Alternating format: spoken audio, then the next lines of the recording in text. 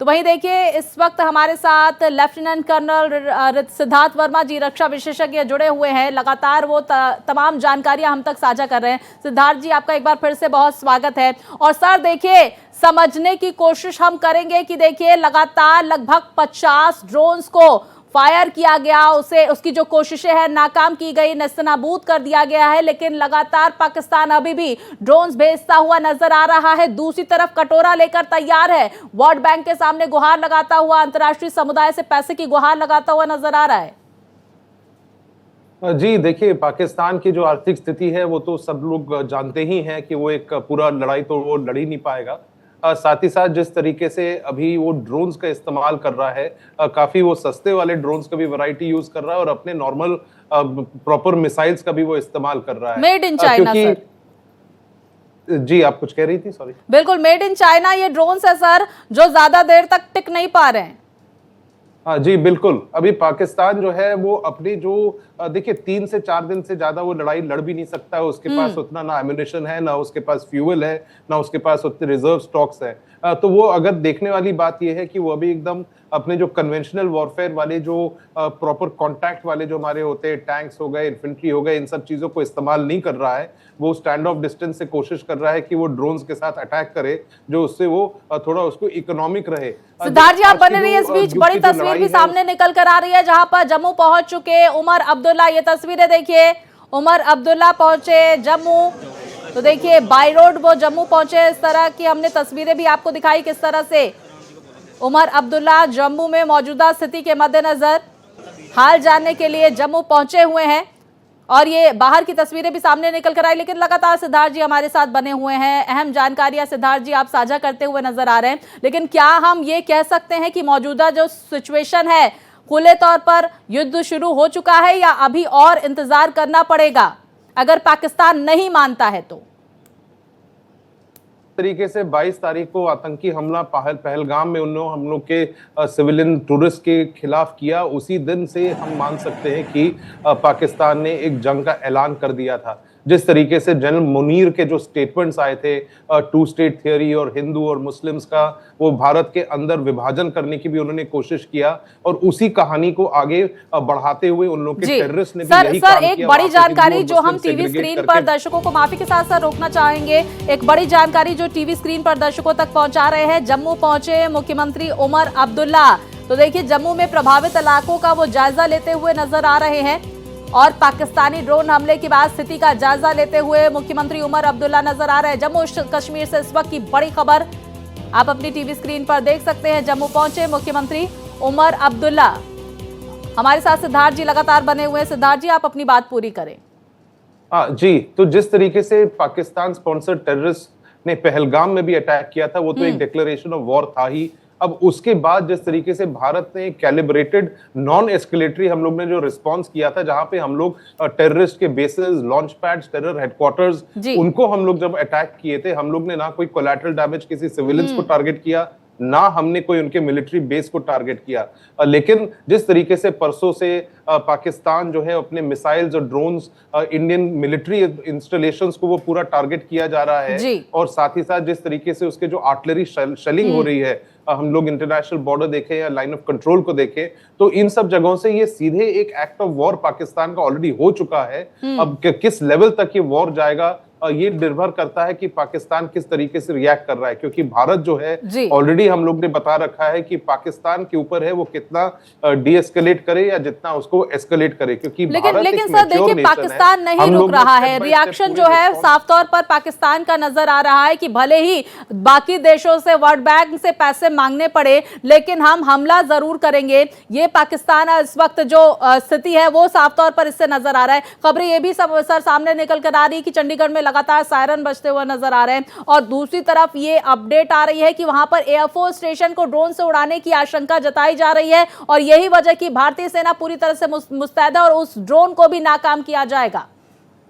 जी जरूर, क्योंकि देखिए जब लड़ाई होता है तो हम लोग भी अपने तरफ से, स्वाति जी, थोड़ा सा तैयार रहते हैं कि कुछ न कुछ क्षति पहुंच सकती है, क्योंकि कोई भी सिस्टम 100% सेफ नहीं रहता है। हम लोग के अगर हम लोग रशिया यूक्रेन भी देखें, इजराइल का भी देखें, तो इन सब जगहों पे भी ये चीजें रहती है। और पाकिस्तान जिस तरीके से आतंकी हमले कर रहा है और अब ड्रोन के साथ पूरे इस्तेमाल करके वो पूरा लड़ाई लड़ रहा है। और भारत भी, हम लोग ने अपना रहे S-400 सिस्टम्स और सब एकदम मजबूत है, वर्ल्ड के एकदम मॉडर्न सिस्टम्स में आते हैं। अगर इसके टक्कर का देखें तो बस यूएसए का थर्ड सिस्टम है, लेकिन यूएसए का जो थर्ड सिस्टम है THAAD जैसे terminal high altitude air defence का, हम लोग अगर उसको देखेंगे तो वो मोस्टली बस मिसाइल्स को ही रोक पाता है, जबकि S-400 जो सिस्टम हमारा है वो कोई भी एयरबोर्न ऑब्जेक्ट्स जैसे अपने UAVs हो गए, अपने ड्रोन्स हो गए, अपने एयरक्राफ्ट्स हो गए, अपने मिसाइल्स हो गए, ये सब चीज को ट्रैक करके टारगेट कर लेता है। तो ये दुनिया का सर्वश्रेष्ठ एयर डिफेंस सिस्टम हमारे पास है। जैसे हम लोग इजराइल का आयरन ड्रोम और सबकी बात करते रहते हैं, तो भारत का जो हम लोग का इंटीग्रेटेड एयर डिफेंस ग्रिड हम लोग का बहुत मजबूत है, और उसी चीज का नमूना अभी सब लोग बिल्कुल देखिए, और इसी का लगातार माकूल जवाब भी दिया जा रहा है। सर, हम ये भी जानने की कोशिश करेंगे, देखिए फिर भी पाकिस्तान अपनी हरकतों से बाज नहीं आ रहा है। खबर ये सामने निकल कर आई कि सांबा सेक्टर में घुसपैठ की कोशिश करने वाले 7 आतंकियों को भी ढेर किया गया है। देखिए शेलिंग के माध्यम से और जिस तरह से वहां पर गोलीबारी की जा रही है, लगातार ध्यान आकर्षित किया जा रहा है और ध्यान बटाने के चलते अब घुसपैठ की कोशिशें वहां पर जारी है। यानी कि गतिविधियां जो है वो लगातार पाकिस्तान बढ़ाता हुआ बॉर्डर एरियाज पर नजर आ रहा है। दूसरी तरफ अगर पाकिस्तान की बात करें तो पाकिस्तान में यह कहा जा रहा है कि शहबाज शरीफ बंकर में जा छिपे हैं और वीडियो संदेश उनकी तरफ से जारी किया गया है। वहां की आवाम नाराज है, गुस्से में है, और वहां पर इमरान खान के समर्थक सड़कों पर नजर आ रहे हैं कि इमरान खान को जेल से निकालो। इस वक्त इमरान खान को जरूरत है, इमरान खान की देश को जरूरत है, लेकिन कोई सुनने वाला नहीं है। मुनीर कहां है, कुछ पता नहीं चल रहा है सर। कई खबरें पाकिस्तान के अंदर से आ रही हैं, कहीं कुछ खबरें ऐसे आ रही हैं कि जनरल मुनीर को भी डिटेन कर लिया गया है। कोई खबर आती है कि पाकिस्तान के जो आर्मी जनरल्स हैं वो पाकिस्तान छोड़ के भाग रहे हैं, शहबाज शरीफ का भी लोकेशन का। तो इन सब देखिए अभी जो पूरा एक फॉग ऑफ वॉर जैसे कहते हैं, लेकिन एक चीज तो बड़ा क्लियर है कि पाकिस्तान के अंदर मिलिट्री और पॉलिटिकल और उनके जो सिविल एडमिनिस्ट्रेशन, उनके आपस में कोई भी कोऑर्डिनेशन नहीं है। जब पाकिस्तान के अगर रक्षा मंत्री को भी कुछ नॉलेज नहीं है, वो अगर स्टेटमेंट देते हैं कि पाकिस्तान के सिचुएशन के बारे में बोलते हैं, उन्होंने सोशल मीडिया से वो जानकारी ले रहे हैं, तो इससे साफ पता चलता है कि पाकिस्तान के जो आर्मी है या जो ISI है वो इन लोगों को किसी भी चीज का इंफॉर्मेशन या उनको लूप पे नहीं रख रही है। क्योंकि जैसे हर चैनल पे, जैसे आपके चैनल पे भी अभी बातचीत वही हो रही थी कि हर राष्ट्र के पास एक सेना होता है। पाकिस्तान एक ऐसा मुल्क है जहाँ पे एक सेना के पास एक राष्ट्र है। तो सेना ही सब कुछ कर रही है। बिल्कुल, और वहां के हुक्मरान सर, हमने देखा किस तरह से बयानबाजी भी शहबाज शरीफ की सामने निकल कर आई। चरणों में वंदन करते हुए सेना के शहबाज शरीफ नजर आए। पंजाब हरियाणा में बजा जंगी सायरन, चंडीगढ़ मोहाली में फिर से बजा सायरन, अमृतसर में भी बजा है जंगी सायरन, हरियाणा के पंचकुला में भी बजा है सायरन। एयरफोर्स स्टेशन से जारी की गई है वार्निंग, लोगों से की गई है घरों में रहने की अपील। तो बड़ी खबर इस वक्त की सामने आ रही है, पंजाब हरियाणा में जंगी सायरन बजा। आपको जानकारी दे दे, चंडीगढ़ मोहाली में फिर से सायरन बजा है, तो अमृतसर में भी जंगी सायरन बजा, ये बड़ी जानकारी आ रही है। हरियाणा के पंचकुला में भी सायरन बजा है। ऐसे में लोगों से सतर्कता बरतने की अपील की गई है। एयरफोर्स स्टेशन से जारी की गई है वार्निंग और लोगों से घरों में ही रहने की अपील ये की गई है। घरों में रहें, बालकनी से दूर रहें, इस तरह की अपील की गई है। तो चंडीगढ़ मोहाली में जंगी सायरन बजा, बड़ी खबर सामने निकल कर आ रही है। सिद्धार्थ जी लगातार हमारे साथ बने हुए हैं और साथ ही साथ मेरे साथ ओपी राय हमारे साथ चंडीगढ़ से जुड़ गए हैं। ओपी राय, क्या अहम जानकारी है आपके पास? जी देखिए, जिस तरह से कल अटैक किया गया, जालंधर में ड्रोन गिराया गया, भटिंडा में ड्रोन गिराया गया, पठानकोट में, पंजाब में ये इलाके आते हैं। आज आप देखिए, हमने तस्वीरें भेजी है, होशियार कुछ मिसाइल डिफ्यूज किए गए हैं पाकिस्तान के। अब आज सुबह तकरीबन 6:30 चंडीगढ़ एयरफोर्स को ऐसा सिग्नल मिले कि उन पे जो है ड्रोन अटैक या मिसाइल अटैक होने की संभावना बन रहा है। तो इसको लेकर एडमिनिस्ट्रेशन ने पहले ही मार्गरिल्ट करके तो लोगों को आगाह कर दिया था।